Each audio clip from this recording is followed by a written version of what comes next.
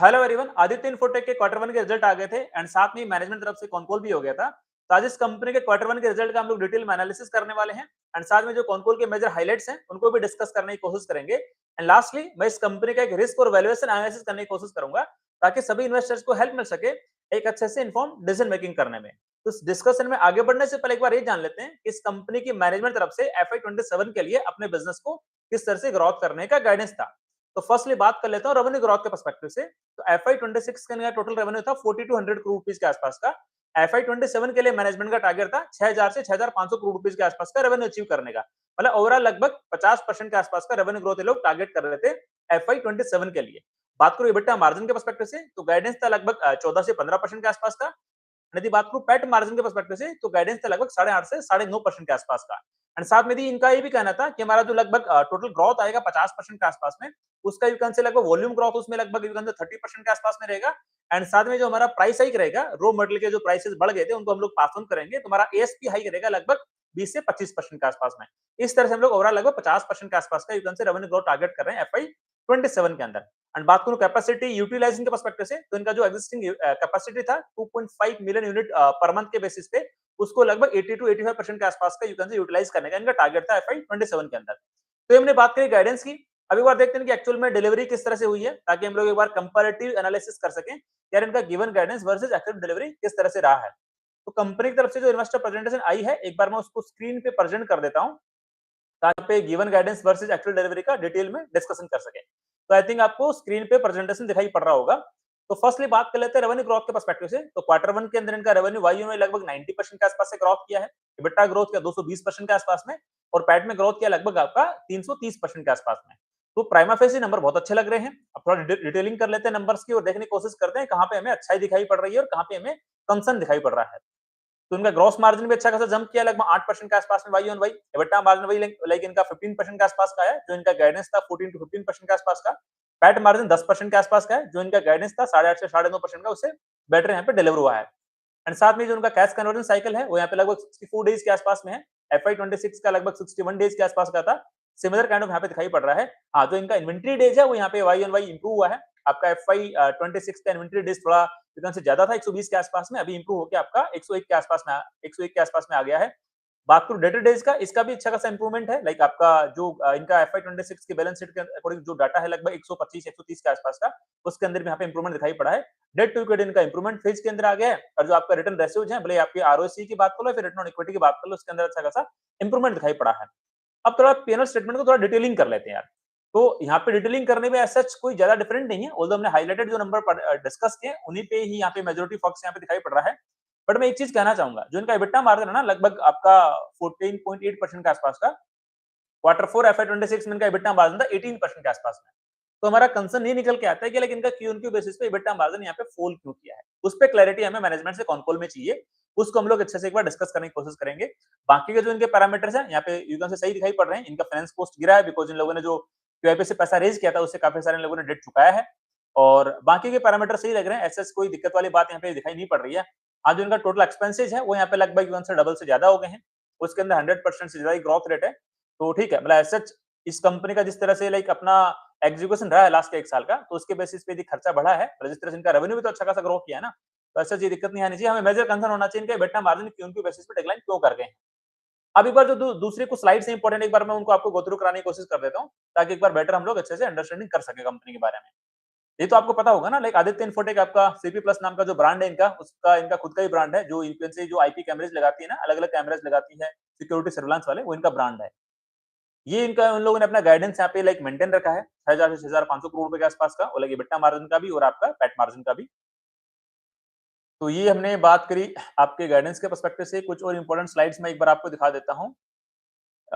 Like in लोगों ने कुछ अपना R&D ऑफिस लॉन्च किया है एंड ये आपका इनका मार्केट शेयर की बात है। FY 25 में इनका मार्केट शेयर 21% के आसपास में था, अभी बढ़ के लगभग आपका 43% के आसपास में इनका मार्केट शेयर पहुंच गया। 2x के आसपास इनका मार्केट शेयर हो गया है इंडस्ट्री के अंदर।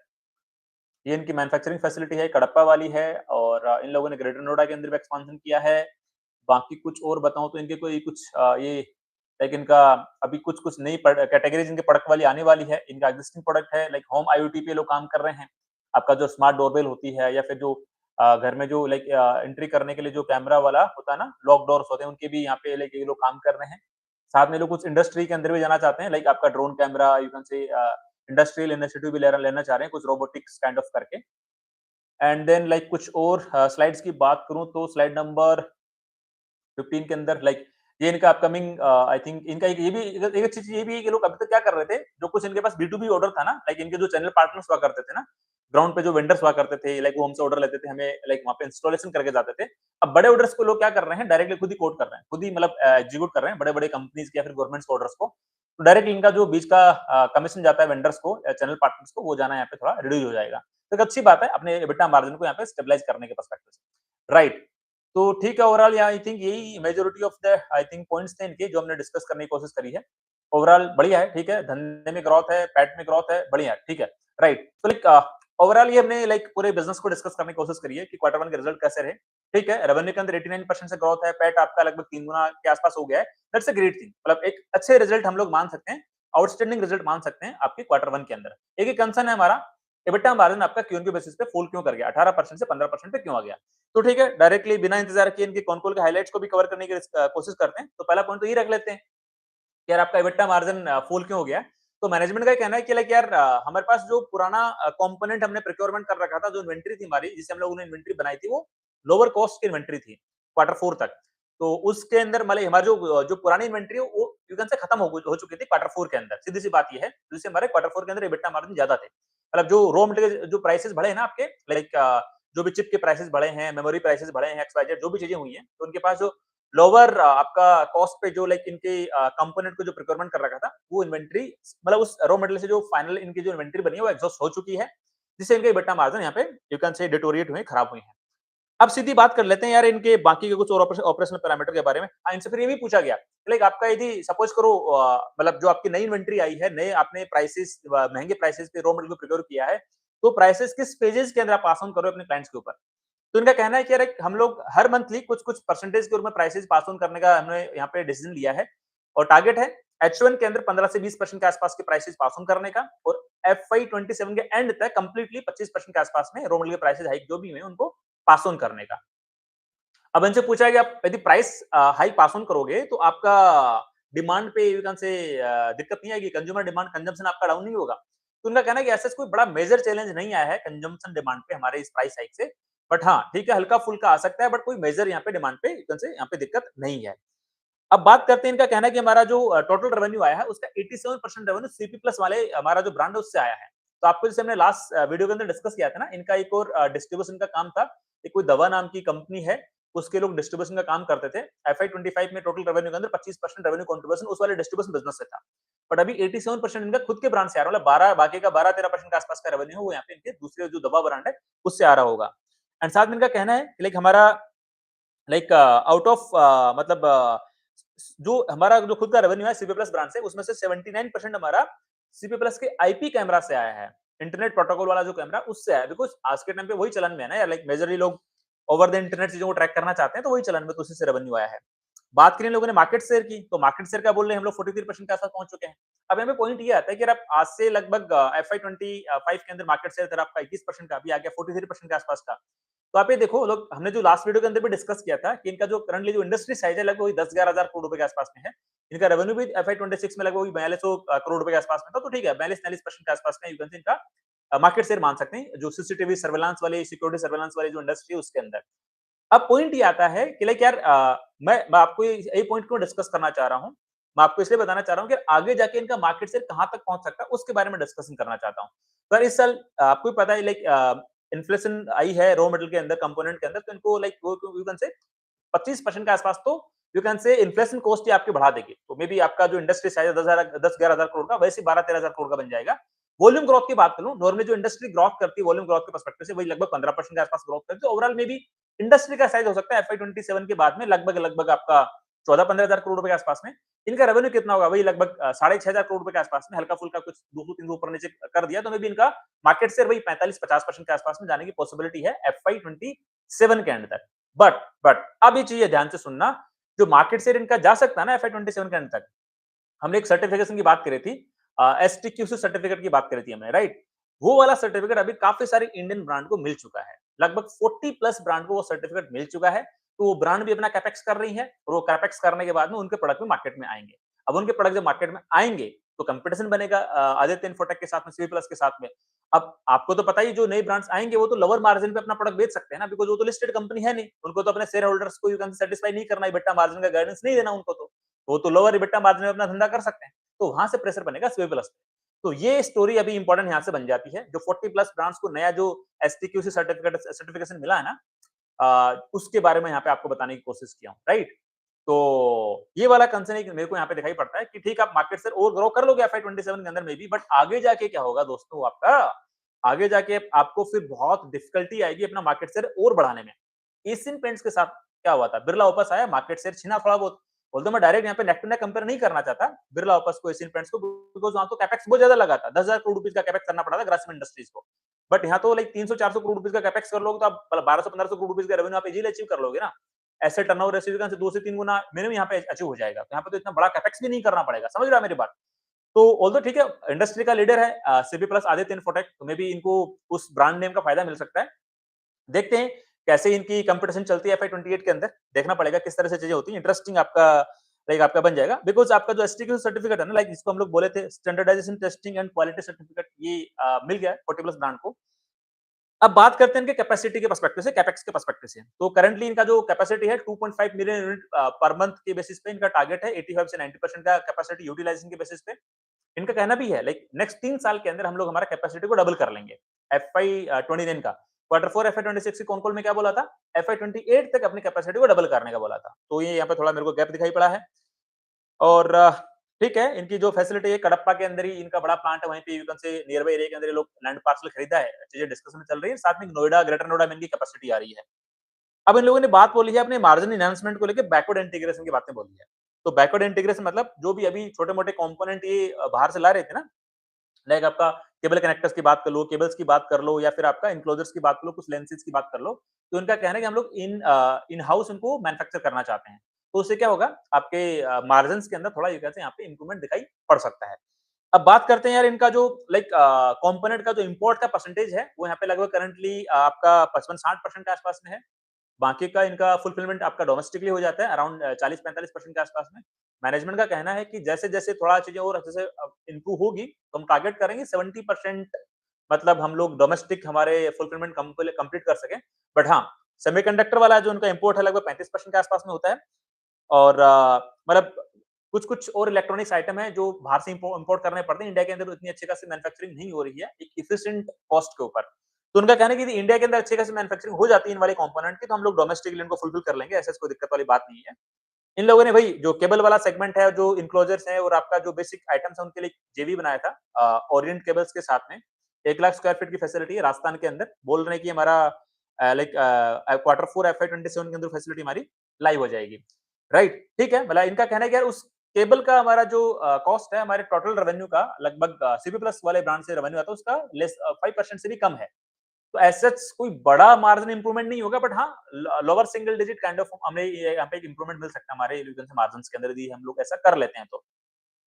ठीक है, कर ही लेंगे, इनकी कैपेसिटी लाइव भी हो जाएगी क्वार्टर 4 एफआई 27 से। तो ये लोग अपने चीजें गिना रहे हैं यहाँ पे अपने मार्जिन एक्सपेंशन को पर्सपेक्टिव से। बिकॉज़ जो छोटे प्लेयर्स आएंगे ना, उनके पास ये सारी चीजें होंगी नहीं। उनके पास इनक्लोजर की बात कर लो, लेंसेज की बात कर लो, या फिर केबल्स की बात कर लो, या फिर कनेक्टर्स की बात कर लो, उनको बाहर से प्रोक्योर करने पड़ेंगे, फिर वो उनको इंस्टॉल करने पड़ेंगे। तो उनकी कॉस्ट तो बढ़ जाएगी, बिकॉज़ जहाँ से भी वो खरीदेंगे उनको 10% मार्जिन देना पड़ेगा ना, तो उनकी कॉस्ट बढ़ जाएगी। और इनको फायदा क्या होगा, इनका जो बैकवर्ड इंटीग्रेशन होगा, उससे इनका मार्जिन थोड़ा इंटैक्ट रहेगा। तो मे बी ये लोग हल्का-फुल्का मार्जिन को सस्टेन करने में कामयाब हो सकते हैं, ये सारे बैकवर्ड इंटीग्रेशन करने के बाद। समझ रहे हो आप मेरी बात? अब इनके कुछ न्यू कैटेगरीज भी आ रही हैं, जो मैंने डिस्कस किया था इन्वेस्टर प्रेजेंटेशन के अंदर भी। एक तो इनका सीवी प्लस प्रो वाला ब्रांड आ रहा है, कुछ होम आईओटीज पे काम हो रहा है, लाइक वीडियो डोर फोन्स जो मतलब अपन घरों में यूज करते हैं, स्मार्ट डोरबेल्स की बात कर रहे हैं, स्मार्ट लॉक की बात कर रहे हैं। कुछ इंडस्ट्रियल ऑटोमेशन के अंदर भी इनको कुछ प्रोडक्ट आ रहे हैं। एक मशीन विजन कैमरे की बात करी इन लोगों ने, ऑटोमेटेड इंस्पेक्शन कैमरा की बात करी है, इंडस्ट्रियल रोबोट्स की बात करी है, कुछ ड्रोन कैमरा की भी बात करी है। तो ये ठीक है, इनकी न्यू प्रोडक्ट कैटेगरीज है। May be quarter 3, quarter 4 FI 27 से इनका कहना है कि मैन्युफैक्चरिंग यूनिट हमारी यहाँ पे लाइव हो जाएगी। बट अगेन पॉइंट आता है कि ये कितना बड़ा रेवेन्यू कंट्रीब्यूट कर सकती है, मतलब ये एक डाउट है। ऑल्दो एनालिस्ट ने पूछा भी है यहाँ पे कॉन कॉल के अंदर, क्या 4-5 हज़ार करोड़ की रेवेन्यू की अपॉर्चुनिटी यहाँ पे, तो ऐसा कोई स्ट्रॉन्ग आंसर नहीं था। मतलब वो धीरे-धीरे, मतलब आपको भी पता है कि ब्रांड आपको बनाना पड़ेगा, फिर मार्केट में उतरना पड़ेगा, फिर आपको अपना रेवेन्यू बढ़ाना पड़ेगा। It's a long way story. ऐसा ऐसा नहीं है कि ये वाली न्यू कैटेगरी आने पे इनका रेवेन्यू के अंदर जंप आ जाएगा 20-40% का, ऐसा कुछ नहीं है। और वो इन लोगों ने फिर से रिपीट किया है एंटरप्राइज प्लस गवर्नमेंट वाला वर्टिकल। लाइक पहले ये लोग चैनल पार्टनर के थ्रू कराते थे, जो हमने वैसे इन्वेस्टर प्रेजेंटेशन में डिस्कस किया था, अभी ये लोग डायरेक्ट वहां पे अप्रोच करने की कोशिश कर रहे हैं। सप्लाई चेन सिचुएशन पे क्या इनका कहना है, लाइक जो अभी मेमोरी के प्राइसेज हैं, लाइक एसडीसी है, मेमोरी सप्लाई की जो कंस्ट्रेंट चल रहा है, उस पे इनका कहना है कि हमारे पास में लाइक आपका नेक्स्ट ईयर तक की मार्च और जून तक की हमारे पास में रॉ मटेरियल की यहाँ पे ऑलरेडी हमने कंपोनेंट की प्रोक्योरमेंट हमारे पास सिक्योर्ड है, तो ऐसा कोई दिक्कत वाली बात नहीं है। फॉरेक्स रिजर्व पे इनका कहना है कि लाइक हमारा जो 85-90% के आसपास का हमारा फॉरेक्स रिजर्व यहाँ पे हेज्ड रहता है, तो उसमें भी ऐसा कोई दिक्कत नहीं है। बैलेंस शीट इनकी इंप्रूव हुई है, वो हमने वैसे भी डिस्कस कर लिया था इन्वेस्टर प्रेजेंटेशन के दौरान। इनसे पूछा गया एक्सपोर्ट अपॉर्चुनिटी, यार एक्सपोर्ट पे आप कब काम करने वाले हो, कब वहां पे वाला रेवेन्यू चैनल ओपन करने वाले हो, बिकॉज इंडिया का तो आपका मार्केट साइज लिमिटेड है। इंडिया का मार्केट साइज कितना हो जाएगा अगले एक साल में, सपोज करो आपका FY 27 के बाद में जो रॉ मटेरियल प्राइसेस बढ़े उसके बाद में कितना हो जाएगा, 14-15 हजार करोड़ रुपए का वॉल्यूम ग्रोथ करने के बाद में, इंडस्ट्री ग्रोथ करने के बाद FY 28 में भी 17,000 करोड़ रुपीज के आसपास का हो जाएगा। FY 30 तक में भी 15% से ग्रोथ करेगा तो आपका 20-22-23 हजार करोड़ के आसपास का हो जाएगा। अब मतलब आपका रेवेन्यू ऑलरेडी लाइक 6,500 करोड़ आ जाएगा FY 27 का, फिर आप में भी 8,000 करोड़ कर दोगे FY 28 के अंदर। उसके बाद क्या, उसके बाद आपका तो मार्केट शेयर इंडिया के अंदर वही लगभग 50% के आसपास चला जाएगा, तो आप 100% तो नहीं कर सकते ना, तो आपको कहीं ना कहीं एक्सपोर्ट वाला ऑप्शन ओपन करना पड़ेगा, तभी जाके आपने ये जो 30-40-50% की रेवेन्यू ग्रोथ की मोमेंटम है उसको कंटिन्यू रख पाओगे। तो मैनेजमेंट का कहना है कि हमारे पास अभी एज ऑन डेट कोई ऑप्शन नहीं है, अभी हम लोग सोच नहीं रहे हैं, लगेगा 1.5 से 2 साल का टाइम लगेगा, बट FY 27 FY 28 के अंदर तो आप इसको अभी एक बार सोच के मत चलो। कोई जो इंडिया के अंदर अपॉर्चुनिटी है खुद का मार्केट से एक्सपांड करना, उस पर ज्यादा फोकस कर रहे हैं, तो सिंपल सी बात है। ये हमने मोटा-मोटी बात कर ली। लाइक इनका उनका कहना है कि लाइक हम लोग कुछ जो प्रीमियम प्रोडक्ट ला रहे हैं, सीवी प्लस प्रो ला रहे हैं, कुछ और दूसरे प्रोडक्ट ला रहे हैं, इंडिया में उतारेंगे, टेस्टिंग करेंगे, फिर कैपेसिटी बिल्ड करेंगे, फिर जाएंगे एक्सपोर्ट में, ठीक है। अब वही FY 27 के गाइडेंस की बात कर लेते हैं, तो जो इनके अर्लियर गाइडेंस है उसको इन लोगों ने रिट्रीट किया, जो हमने इन्वेस्टर प्रेजेंटेशन के अंदर देखा भी है, ऐसा कोई दिक्कत वाली बात नहीं है। अब सबसे इंपॉर्टेंट पार्ट ऑफ डिस्कशन आपका मेजर रिस्क क्या है और मेजर कंसर्न्स क्या है बिजनेस के अराउंड, उनको डिस्कस कर लेते हैं। तो पहला तो पॉइंट यही है जो मैंने आपको बताया है, लाइक 40 से प्लस ज्यादा ब्रांड्स यहाँ पे जिनको एसटीक्यू सर्टिफिकेट मिल चुका है और फिर से यहाँ पे आ रहे हैं, अपने मार्केट में उतर रहे हैं, तो वो यहाँ पे थोड़ा गेम बिगाड़ सकते हैं मार्जिन के अराउंड, बिकॉज जो नए ब्रांड्स हैं उनको कोई लिस्टेड कंपनी तो मतलब है, तो बात अलग है, कुछ लिस्टेड कंपनी भी नहीं है, तो उनको ऐसा इन्वेस्टर को अपना गाइडेंस देना नहीं है कि हमारे बेटा मार्जिन इंटैक्ट रहेंगे 15%, वो तो मे भी लोअर मार्जिन के अंदर भी काम कर सकते हैं। इंपैक्ट आएगा सीपी प्लस को, आदित्य इन्फोटेक। इसके लिए लोग क्या करें, जो उनका बैकवर्ड इंटीग्रेशन काम है, जहां से लग 3-4-5% के आसपास का जो मार्जिन बचा रहे हैं ना, या 5-6% का जो मार्जिन बच रहा है, वो मार्जिन वो छोटे प्लेयर नहीं बचा पाएंगे, वो फायदा इनको हो जाएगा, ये बात तो कंफर्म है। बट हाँ, लेट्स से वो वाली जो स्टोरी हुई है Birla opus versus Asian paints वाली, वो स्टोरी यहाँ पे यदि घटित हो जाती है, बाय द वे कोई बड़ा प्लेयर आ जाता है, बड़ी इंडस्ट्रियलिस्ट यहाँ पे आ जाते हैं, सपोज करो 1,000-2,000 करोड़ रुपए का कैपेक्स कर दिया, 1,000-2,000 करोड़ रुपए का यदि कैपेक्स कर देंगे तो 5,000 करोड़ रुपए का रेवेन्यू पोटेंशियल बन जाएगा वहां पे 2,000 करोड़ रुपए का कैपेक्स करने के बाद में, तब दिक्कत आ जाएगी आदित्य इन्फोटेक को। तो देखना पड़ेगा क्या है यहाँ पे, किस तरह से इंडस्ट्री टर्न ऑन होती है नेक्स्ट 1-2-3 साल के अंदर, तो वो वाला एक मेरे को सबसे बड़ा मेजर रिस्क आता है। छोटे प्लेयर्स आएंगे तब तक तो फिर भी सीबी प्लस यहाँ पे सस्टेन कर जाएगा कि भाई ठीक है, कोई छोटा प्लेयर आया है, उसने अपनी फैसिलिटी लगा ली, वो सपोज करो महीने के 1 लाख यूनिट तैयार कर रहा है, उसके बाद तो बड़ा इंपैक्ट नहीं आएगा। बट यदि वो बड़ा इंडस्ट्रियलिस्ट यहाँ पे आता है, आ सकता है इंडिया में, तो आपको तो पता है ये पेंट इंडस्ट्री के अंदर आया है, तो यहाँ पे आएगा तो फिर आदित्य इन्फोटेक को बड़ा चैलेंज मिल जाएगा, बहुत क्लियर कट, बिकॉज फिर गवर्नमेंट के कॉन्ट्रैक्ट्स भी शिफ्ट होना स्टार्ट हो जाएंगे। आप समझ गए होंगे मैं क्या बात करना चाह रहा हूँ। तो ये मेरे सबसे बड़ा मेजर रिस्क दिखाई पड़ता है। दूसरा तो छोटे मोटे रिस्क आपके कंपोनेंट के प्राइसेस और बढ़ जाएंगे तो क्या होगा, और बढ़ेंगे तो इनको प्राइस पास ऑन करना पड़ेगा, फिर इनके मार्जिन पे मिलेगा तो प्राइस पास ऑन करना पड़ेगा, अदरवाइज मार्जिन को इनको दिक्कत आएगी। और तो आई थिंक हो रहा है सच, मतलब मेरा कहने का मीनिंग है कि यार जो अभी लोग FY 27 के अंदर जो 50-60% धंधे ग्रोथ रेट डिलीवर कर रहे हैं ना, सिमिलर काइंड ऑफ बिजनेस के ग्रोथ रेट हम लोग FY 28, FY 29, FY 30 में एक्सपेक्ट नहीं कर सकते। हाँ, यदि आपका रॉ मटेरियल प्राइसेस और बढ़ जाते हैं FY 28 में तो बात अलग है। यदि रॉ मटेरियल प्राइसेस नहीं बढ़ते हैं तो फिर 50% की रेवेन्यू ग्रोथ रेट एक्सपेक्ट करना FY 28 में हमारी मूर्खता होगी। ये चीज मैं आपको समझाने की कोशिश कर रहा हूँ। तो ये हमने लाइक इंडस्ट्री कंसर्न्स की बात कर ली है। इंडस्ट्री साइजिंग वाली बात मैंने आपको ऑलरेडी बता दी है कि लाइक ये इंडस्ट्री साइज का यू कैन से 100% तो एक्वायर नहीं कर सकते ना। यदि लोग 50% से ग्रोथ कर लेंगे नेक्स्ट 3-4 साल तो फिर तो 100% कब्जा इनका इंडस्ट्री पे हो जाएगा ना। समझ रहे हो आप मेरी बात? तो वाला बात है, ठीक है, मतलब वो एथिकली और प्रैक्टिकली पॉसिबल है, थोड़ा डिफिकल्ट है। डिफिकल्ट क्या, पॉसिबल नहीं उतना, इसलिए मैं आपको समझाने की कोशिश की हूँ। आई थिंक जो मैं आपको समझाने की कोशिश कर रहा हूँ, कंसर्न्स के पर्सपेक्टिव से वो आप समझ गए होंगे। अब एक बार इस कंपनी का थोड़ा वैल्यूएशन एनालिसिस करने की कोशिश कर लेते हैं। तो देखो यार इस कंपनी का करंटली मार्केट कैप कितना है? 42,000 करोड़ रुपए के आसपास में। FY 26 का सेल्स कितना था? 4200 करोड़ रुपए के आसपास में। FY 27 में सेल्स कितना हो सकता है? रेवेन्यू कितना हो सकता है? लगभग 6,500 करोड़ रुपए के आसपास में। 6,000 से 6,500, बट मैं अपर रेंज लेके चल रहा हूँ जिस तरह से लोग अपना धंधा कर रहे हैं, राइट? एंड पैट मार्जिन कितना है 8.5 से 9.5%, तो मैं लगभग 9 से 9.5% के आसपास का पैट मार्जिन लेता हूँ। तो उनका पैट कितना बन जाएगा? वही लगभग 550 से लगभग आपका 600 करोड़ के आसपास का पैट बन जाएगा। फॉरवर्ड पी कितना बनेगा? आपका वही लगभग 75 के आसपास का फॉरवर्ड पी रेशियो बन जाएगा। आपका फॉरवर्ड पैक कितना बनेगा? धंधे ग्रोथ रेट है FY 27 के लिए लगभग 50% की, और आपका फॉरवर्ड पी है 75 का, तो आपका फॉरवर्ड पैक बनेगा 1.5 के आसपास का, राइट? अब देखो यार, आप यदि सोचोगे कि FY 27 की परफॉर्मेंस के अकॉर्डिंग हमारा फॉरवर्ड पैक बनना है 1.4 1.5 के आसपास में, तो आप सोचोगे ऐसा कोई एक्सपेंसिव डील नहीं है, यहाँ से फिर से वैल्यूएशन एक्सपांशन होगी, फॉरवर्ड पैक रेशियो 2 या उससे ऊपर जाएगा, तो यहाँ पे हमारा दुकान से पैसा बन जाएगा। आप बिल्कुल सही सोच रहे हो, बट अब ध्यान से सुनो। सपोज करो, देखो FY 27 के अंदर तो आपका फॉरवर्ड पैक रेशियो 1.5 का बन रहा है, FY 28 का क्या? सपोज कोई इनका फॉरवर्ड पैक रेशियो 2 के आसपास जाता है, तो इनको 100 का पी मिल जाएगा। मैं एग्जांपल लेके चला हूं। FY 27 का प्रॉफिट कितना है? लगभग 550 600 करोड़ रुपए के आसपास का। सपोज वो 100 का पी मिलेगा, तो मार्केट कैप कितनी हो जाएगी?